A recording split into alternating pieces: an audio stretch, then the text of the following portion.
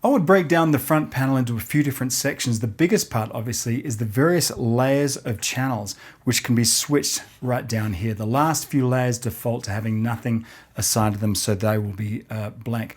On the first layer, we have all of our inputs. In this case, in an SQ-7, we have up to 32 inputs, and then the rest of those inputs flow over to the second layer.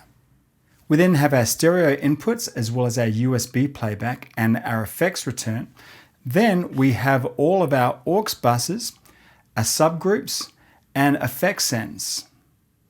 We then have our main left and right bus, matrix buses right here, and all of our DCAs. Now, if you don't know what any of these are, please don't worry, because we'll go into detail later when the focus is in these areas. So if you're brand new to mixing, please just be patient, because we'll go through it and you will be an expert in all of these. So we can basically see right here that the left-hand side, all of this stuff in green is basically your input. These are things coming into your mixer, while the blue mixers out here are the outputs that go out of your mixer. Up top here, we have our screen with a variety of dedicated controls on the left and right hand side. Things like your preamp gain here, or say your gate threshold.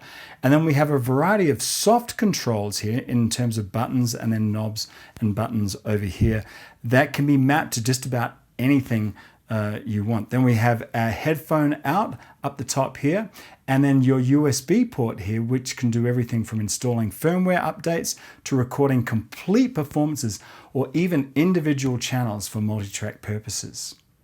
So that's a really quick kind of bird's eye view of the front panel. We'll get into complete details when we hit each of these sections within the course. And please don't worry if you didn't get some of the lingo that I was dropping before. We'll slow down and make it really clear as we focus on each part of the console, and I promise on that. Okay, so let's look at the rear panel.